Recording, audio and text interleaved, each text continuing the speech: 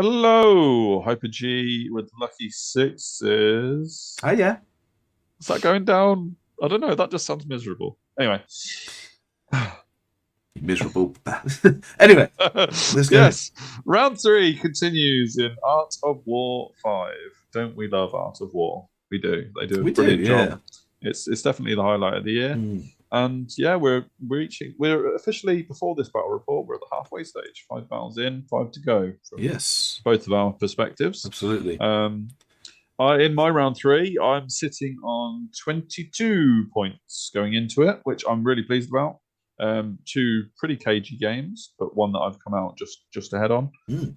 and one that I've kind of thrown away victory with a last minute decision that didn't work out, but got a draw, so can't argue with Yeah, that. yeah, yeah.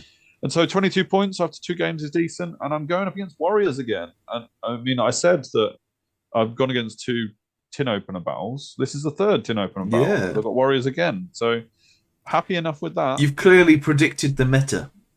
Maybe. I mean, there weren't actually that many Warrior players compared to the normal meta. Usually you Mm. get like 7 or 8 Warrior lists. There was only 5 in this tournament, but I've managed to pick out 2 of them so far. Yeah. So and Equitane being the other one. So yeah, happy with that. My list is relatively built for armor piercing as well, with lots of strength and AP and spears and all sorts. Obviously, divination isn't quite as armor piercing because I took that for the demons and because my combat buffs, so Yeah, yeah. that part isn't armor piercing, but it's still very supportive in that sense. And yeah, you know my list. It's basically just the 3 big blocks with a couple of units of chaff and some Ramphadons running around. Going up against Tim Bohknecht. I hope I've said his name correctly. I think, yeah. We should Yeah, I think say that's right. winner of the Masters Open with a very similar Yes, list as well. indeed. And so I joked with Tim at the start of this battle. I said, currently you are the best player in the UK. Because, of course, the Open was the only tournament that had Yeah. happened. And the Masters players don't get ranked for the Masters. So, technically winning the Open means he was ranked number one going Yeah. into this tournament. So, And yeah. and a little spoiler, even though it's not, he also won the or maybe he comes second in the Scottish Open Oh, later on in the right. year. Obviously Okay, after yeah, this. because this, Um, yeah. so Which we're yeah. not at, so we can't report on that Mm. specifically. So it's a spoiler, but not kind of thing. Yeah, Which means he great. is in Masters if he wants it Oh, really? Already? because it's Scottish. Oh, Yeah, because he yeah. won. Oh Oh, yeah, so he must so have he won won it. He though. He must have, came he must have second. won it.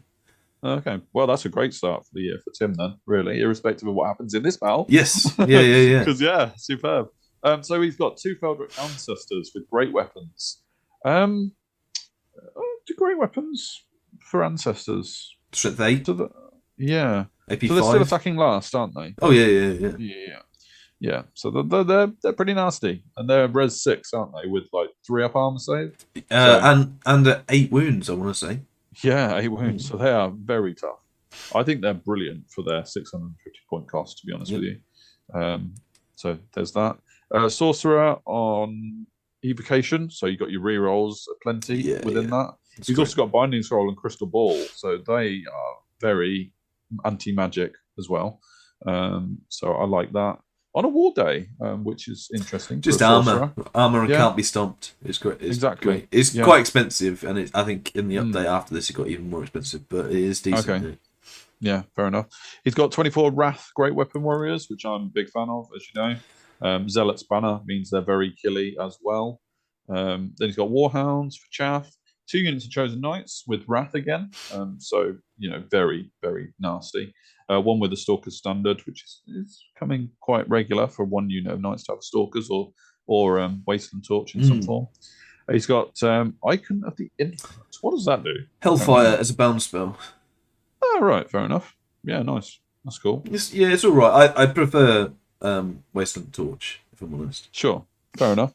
And then 2 units of Barbarian Horsemen. And to let you know, the Barbarian Horsemen are going to ambush because that was part of the Dawn Assault Yes. setup. So if they're not mentioned again, it's because they ambush, and I don't think they get involved in the battle. Because the objective is very much to keep units alive, and even chaff can be a liability in this Mm. one. In terms of my list, I have got a couple of chaff units. You got more units than him as well. I have got more units. Yeah, I've also got a skink who is running around solo potentially, and so I'm going to need to be careful with him. But you'll see what I do about him in a minute. So here's the setup. I went with my raptors and carnosaur out on the left flank. Depending on where we are on the battle report, are we currently top right at the minute? Yes. Fair enough. Oh, that's fine either way. It doesn't cover up anything. Yes, so I've got my carnosaur with my raptors on the left-hand side. Got my Tegu guard in the middle with the Anorak as standard. Behind them is the Tegu warrior block, the small unit. Then I've got the big Tegu warrior block with spears. In front of them is the light troops hunters, and then on the right-hand side is the Ramphadons. Did you go in a different formation this time with the Tegu warriors? With the Tegu warriors, no, I'm 7 wide. Okay. It just looks pretty thin because the Thyroscutus covers 2.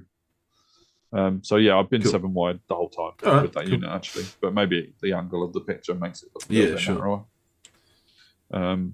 I am concerned about being able to deal with those Feldrak ancestors though, because they just are so tough. Yeah, who are both and so many wounds as well. Yeah, exactly. So looking at his, you might be able to see in the picture that one of the Barbarian Horsemen is on the left.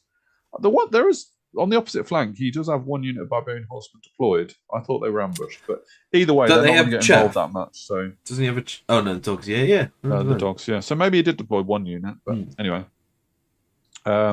2 units of Chosen Knights on the left. Nice paint scheme. They're kind of like 40k models, which is wicked. I'm not sure what 40k models. No, they are Chosen Knights. Oh, are they? Yeah. They're just painted in a cool scheme, a white scheme.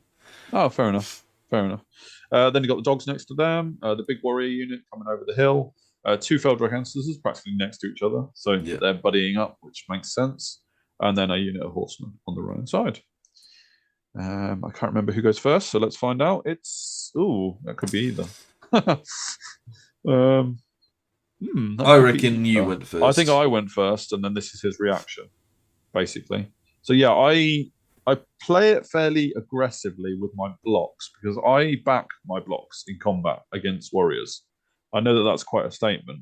But if I get the right magic off, I think I can outlast warriors and win on the grind, especially against Wrath. I can take a lot of damage in the first turn of combat and then beat them after Wrath has expired. Yeah. So I'm not playing defensively in this one. I moved the Ramphadons to the left because there is absolutely nothing they can do against the Feldrak ancestors. So they're making their way to the left, and I don't want to lose them for objective purposes. Yeah. The Skink Hunters are chaff, but I need to be careful about losing them in terms of objective. So I'm actually thinking about moving them away and having the ancestor chase them if he wants them, basically, or fleeing a charge and leaving enough distance. So not actually using it as chaff, that sort of thing. And yeah, the Raptors are moving around because Tim didn't deploy anything on that side of the battlefield. I think that my Predator senses for rerolls to hit are on both of the Chosen Knight units. Can't see my tokens anywhere, but I'm fairly sure I put both tokens on the Chosen Knights on the left. Sure. We might see them later on. And his move in response was to move up quite tentatively, actually, in response to my aggression. He got Hellfire off on the Skink Hunters, and unfortunately that isn't one dying. That's all of them dying. 10, yeah. So where was that Hellfire in my last battle? I know. That's exactly what I was thinking when you reported on the Sylvan battle in the last battle, because he spiked the hits, and when it's strength 6 against Res 2, against Res 4, it still would have done the same. But yeah, I didn't pass a single. No, they have no armor, but they do have a 6 fortitude. Yeah, sure. And I've failed all of them. Yeah. So it was just. Forget about any kind of flash move with the chaff and all that lot and fleeing, because I'm just dead. So, forget it, really. So 1-0 down on the objective. 1-0 down already and a few points gone. So there is that.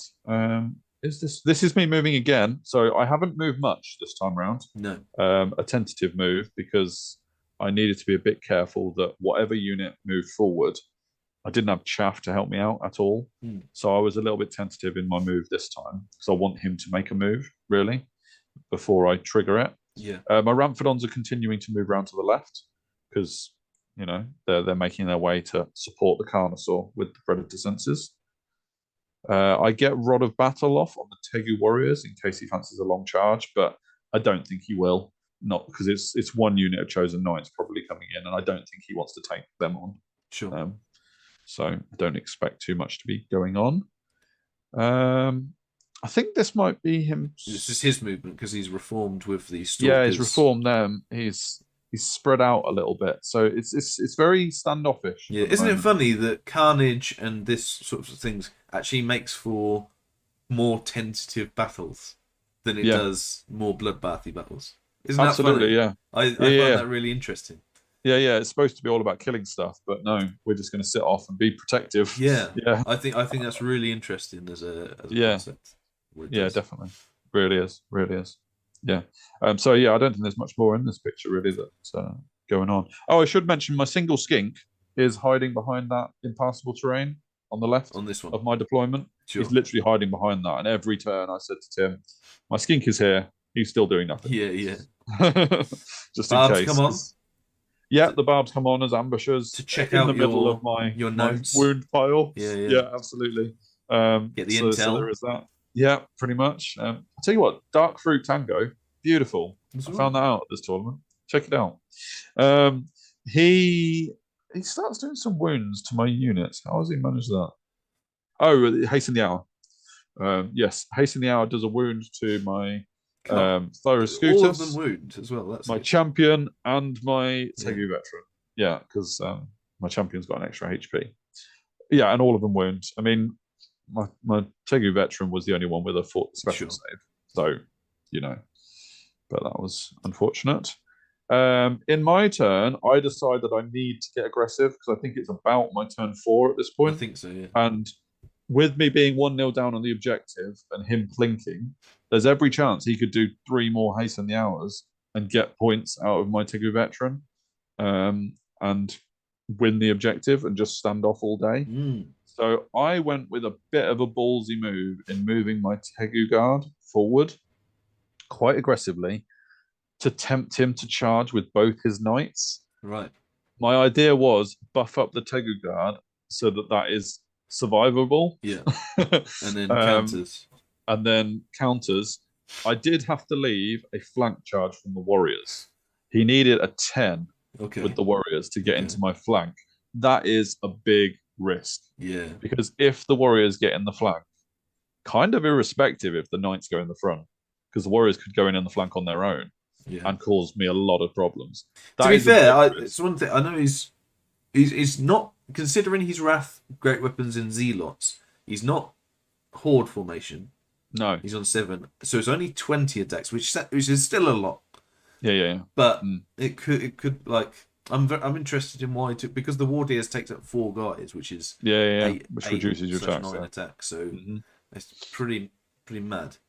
For me to see. What I did also, in the last picture was to move the Tegu veteran over to the next unit slowly. I knew that he was vulnerable to taking a Hellfire or whatnot on the way over, but Hasten the Hour was a danger in the other unit, and I didn't really have the ability to stop that, especially if I'm going to be in combat. I have to let Hasten the Hour through if I'm having to stop rerolls to hit or rerolls to wound. So I figure move him out the unit, and that way, he can move to the Tegu guard if the charge doesn't come next turn and be a problem. But whereas against the Feldrek Ancestors, he just gets stomped. Not stomped, literally, because the unit can't be stomped. He just gets ground into the floor by the Ancestors. So he can't win that you do fight. A few wounds and then he dies. Yeah. I mean, it's a different fight. Against the Doom Lord in James's list in turn 1, the fact that the Doom Lord was attacking last with a great weapon meant that my Tegu veteran could kill the Doom Lord before it struck. Yeah. When you've got 8 wounds at res 6, my veteran can't kill you before you strike. Yeah. I'm gonna die to that. So he just gets the hell out of there. I get -1 to hit on the Chosen Knights, and I think that was actually a bit of a desperation cast because I don't think. I mean, the next picture might show. I don't think I got any buffs on my Take Guard, and that was really the intention of what I was doing. I was going to be giving plus resilience and -1 resilience and all sorts on my Take Guard. Yeah. And I think Crystal Ball was dispelling all my good stuff. And a Binding Scroll might have even been popped at this point. Yep. I can't really remember. So that spell was a bit of a panic cast from me to get Spark of Creation, which isn't Spark of Creation anymore. Enlightenment, I think it's called now. But anyway, this is, I think, just showing the flank opportunity for Tim. He goes for it and fails. So was it just with them though? Just with them. He doesn't charge in the front. I mean, that is probably the right play, I think. I think so. Because the risk of failing a 10 is very much there. And I want his Chosen Knights to go in. Because I think I went on the grind. Yeah. Especially with Bodyguard and stuff. But what is a little bit annoying from my perspective is these warriors that fail, they actually fail with a double 1. And so they don't move forward at all. Yeah. This picture might be a little bit ambiguous because I think we go back later and move them back a bit, because when we work out how far they've moved, they look like they've moved like 6 inches there. Sure. And actually, he rolled a double 1 or something, so we actually put them further back in a minute. Okay. But don't worry about that too much. And so he moves his knights backwards, and he isn't coming to play, basically. Yeah. He's 1-0 up still on the objective. 1-0 up. He's sitting on the 1-0 up. Yeah. That's fair enough, really, you know. So no worries. So what I do, I think this is me. Yeah, I now move my Tegu Guard further to the left and bring my Tegu Veteran into that unit. So they're even more killy now. This is my turn 4. And so basically I say, come on, knights, please charge me. I want to fight you.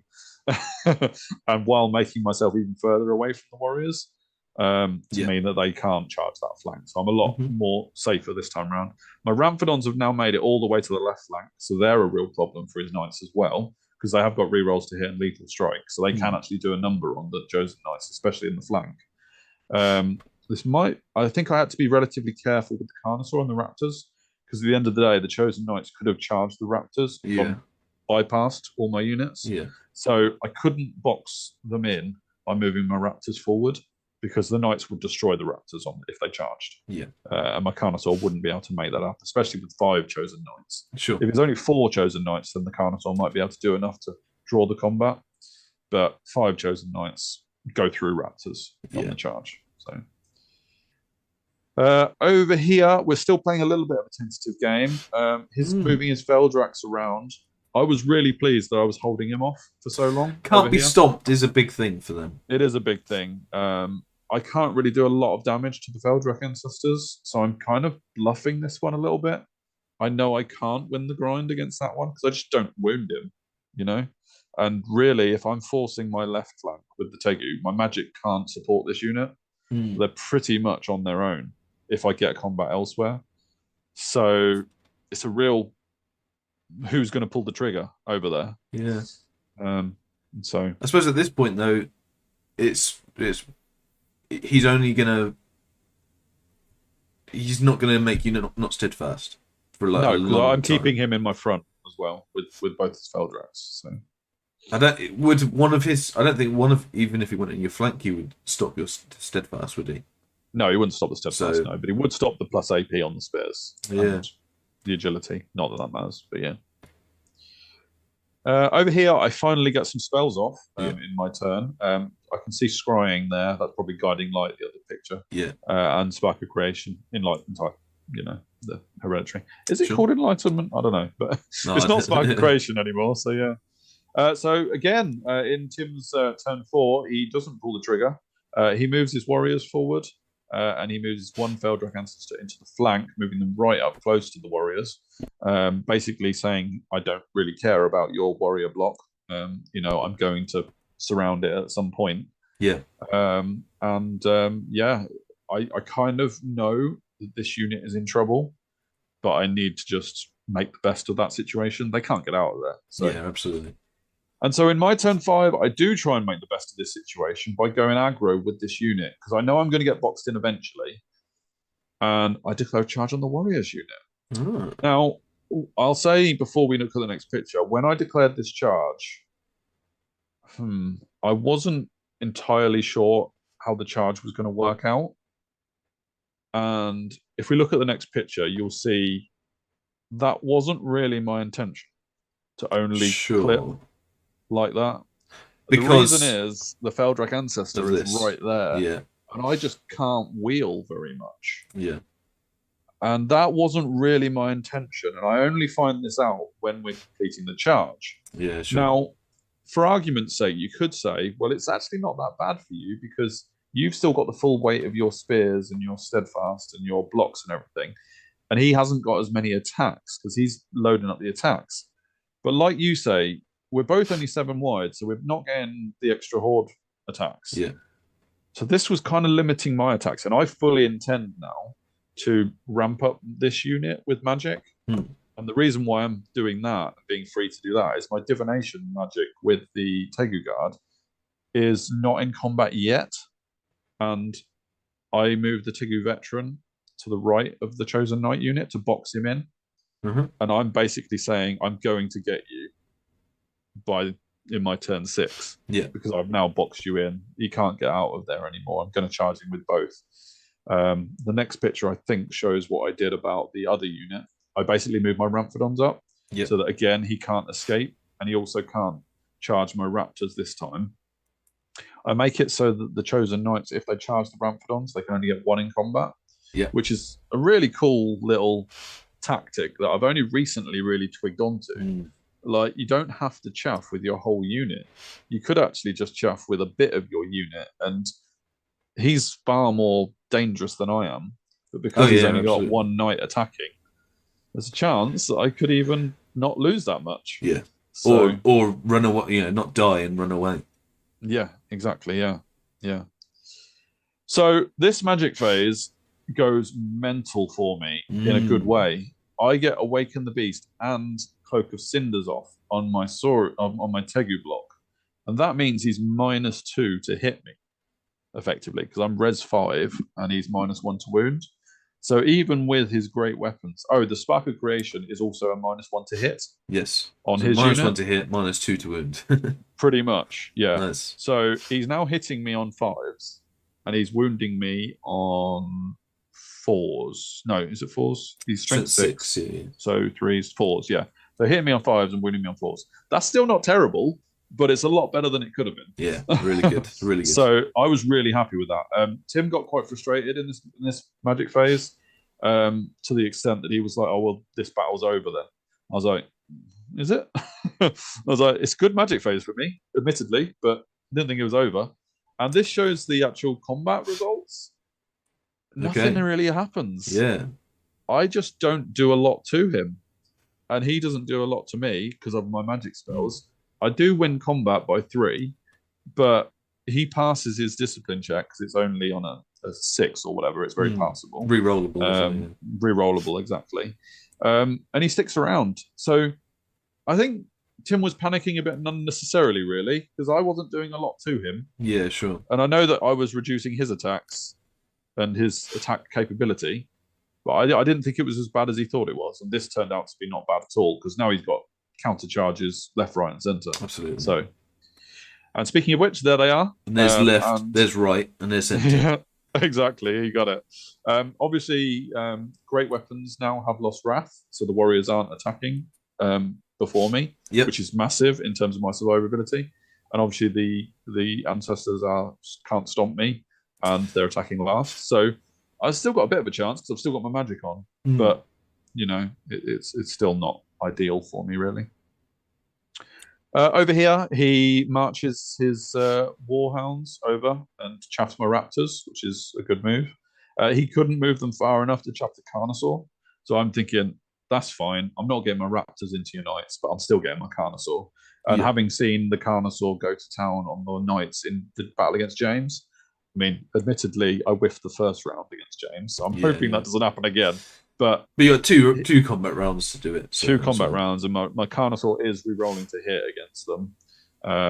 which is huge. And I'd have 2 combat rounds. Crazily, the Chosen Knight only does 3 wounds to my Ramphadons, which is still decent. You know, there's only like 5 attacks between. Exactly, so it's still decent. But my Ramphadon passes the relatively low discipline check. Okay. So I keep him in place, which is quite interesting. I mean, especially as I know I'm only getting the Carnosaur in my turn. I'm not getting... I think actually it wouldn't have been terrible if you ran and got away. I had the chance to get away. Yeah, potentially, because I would lose their points in turn 6.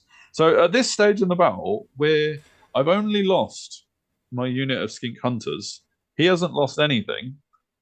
And it's 1-0. It's 1-0. Hardly any objective, So it's like, okay, turn 6, let's see what it brings.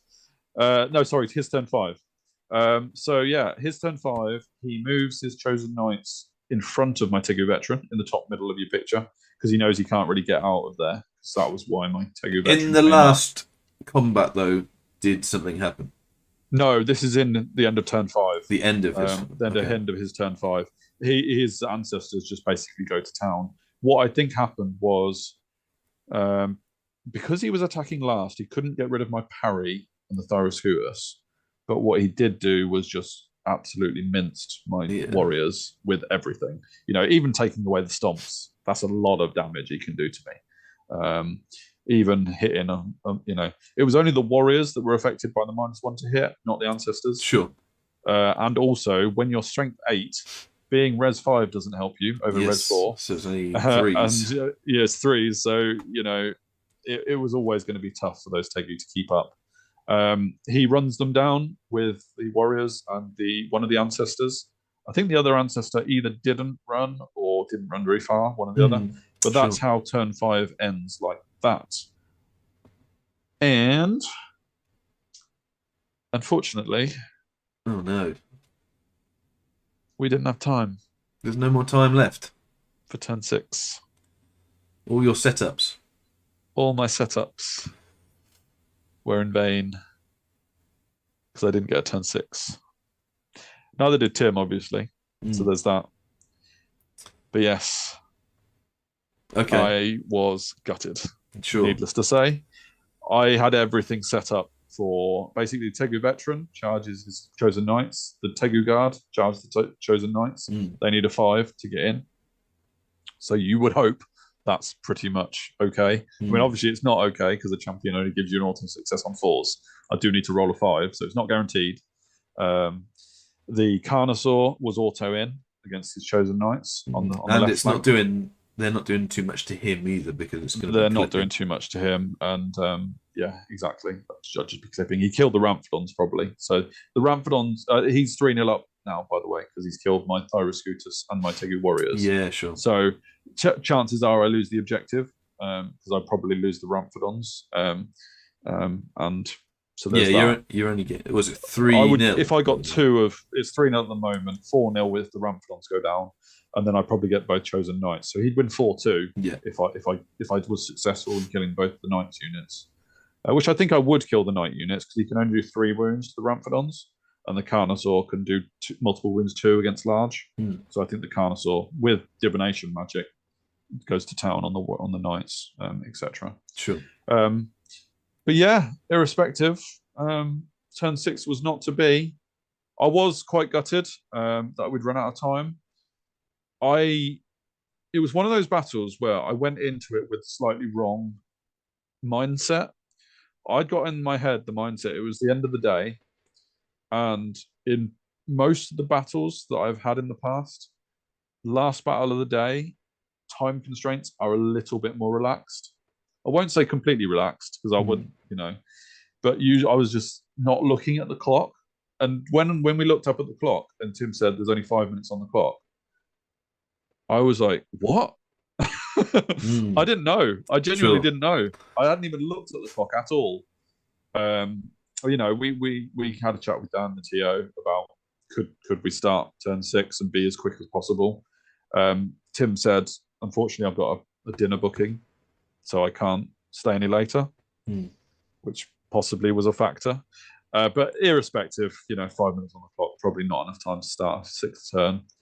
I was just so gutted because I had literally pushed for this final assault. Yeah, really. didn't even see it happen. Didn't see it happen. Tim was arguing that even if we got a turn 6, even if I charge the Chosen Knights, his ancestor and his warriors can countercharge.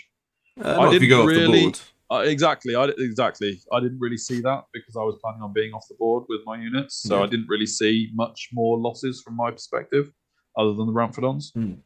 But yeah, either way, game ended a little bit of a sour note because I really wanted to press what I'd set up, and the way it ends, Tim gets all the points, anticlimax, and the objective. Yeah. So in terms of points, I score a big fat 0. Oh man! So I didn't kill anything because I was ready to do it. I hadn't got to it yet. Tim got my Tegu Warrior unit and my Thyroscutus and the Hunters unit.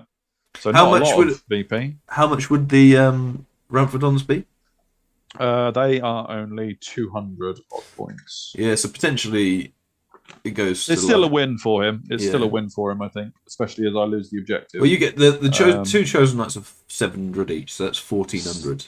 The Chosen Knight, 1400. Yeah, the Ramphrodons are. So I think I lose a 13-7 if we play another turn. Sure. At the time, I think I was like a little bit disappointed and a bit at the end of the day at this having happened to me.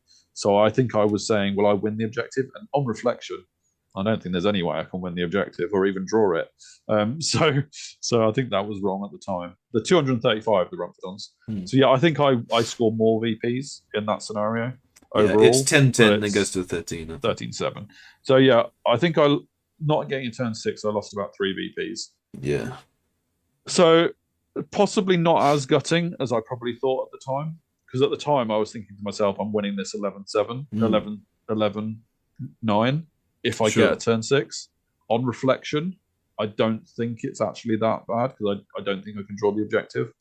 But I still felt like this was 3+ points lost by running out of time.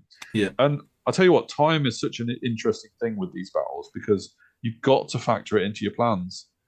And I didn't even look at the clock until that moment when Tim said, we've only got 5 minutes left. And I'll tell you what, after this battle, and from this moment forth, I will always be talking to my opponents about time. This is it. Because I don't know whether Tim was watching the clock and knew that I wasn't getting a turn 6. I'm not even going to go there. But he was very keen to point out that there was only 5 minutes left at the start of my turn 6. And I was just thinking to myself, God, turn 5 took so long because there was my charge into the warriors that I couldn't complete properly. That took a good 10 minutes. You know, the combat was very complicated. That took considering how tentative it was to go the whole length, because not a great deal happened. You know, no, there was. It wasn't the quickest battle in terms of movement. Sure. But yeah, anyway, better time management from my part needed really, and I think I definitely taking forward and talking to my opponents more as the time goes on in battles. I think because I felt very disappointed to have not got my turn 6 in. Yeah, sure. So, but anyway, it's still 4 points. I'm at 26 at the end of day 1, which isn't a disaster by any means. No. It's pretty much the opposite of what you're on. You're on 34, 36? Yes, I think at 36, so yeah. 36, yeah. So it's kind of opposite spectrums, really. You're above average by a certain amount. Slightly above, average. You're slightly below. Yeah. But yeah, still going into day 2 in a decent position, ready to push. And yeah, we'll see how we go. Can I go against another tin opener army? Yeah, right. Because I didn't get a chance to open the tin with this one. Well, you've played me, and my army in a practice game, so you only need 2 more warriors, and you got the set. I got the full set. Yeah, exactly. So maybe day 2. Yeah. So give us some comments on that one, especially on your thoughts on time management. I'd be interested to hear what people think on that. Could I have done anything? I mean, other than look at the clock earlier, which is definitely something I should have done. Because I set up turn 6 that I was never going to get. So there's an interesting debate going on in the ETC actually at the minute about chess clocks and time usage. Ooh, okay, I'd love that. I'm a slow player, and I would love that. I don't often not get to time, so I'm never really bothered by it. You play because 7 units in a warrior list, though. that's what I mean. So like most of my lists don't have too many aspects to it, and are pretty, especially when I play warriors. You're very quick though. I mean, generally you're a quick player. And so you can see the matrix. There we go. The way you see the it. Green, all that. Different class, mate. Different class. Russell Crowe meme, right, with all the numbers. But yeah, okay. No, that's in the math one. Oh, I haven't seen that one. Whatever it is, I don't know. Okay. But yeah, no. So I don't really have an opinion on it. Is my thing. I'd love to try it. Yeah. I just love the idea of a chess clock. In any context, I'd just take a chess clock for everything. But I'd be really interested to hear what people say. Any time stories or any suggestions for keeping track of it yourself or opponents. I mean, definitely look up at some point in your turn 4 is my recommendation on this one, because I didn't look up wear a until watch. the start of my 6. Go back to let's bring back watches. No, I will never wear a watch. Yeah. Good stuff. But it's interesting to hear. And also tactically, always your comments are brilliant. Thank you for those. Let me know if you think this one was a difficult one for me to break down, because those ancestors are just brutal. So yeah. No, definitely. Good stuff. Like we also always say, like, share, subscribe, check us out on the socials. I've not been too big on Twitter actually recently. Other stuff's going on. So busy times. I need to get back on the Twitter and Facebook stuff. But otherwise, hit us up on the forums and other things. Bring on day 2, right? Absolutely. Yeah, absolutely. Really looking forward to day 2. Love Bristol and the boys. Yeah. Some more fun objectives as well with relatively regular armies. They're a real breath of fresh air, aren't they? I mean, I'm not actually that bothered about the old objectives, but these ones are really good fun. So, absolutely. Definitely freshens it up and makes it think. So yeah, looking forward to that. And until then, see you later.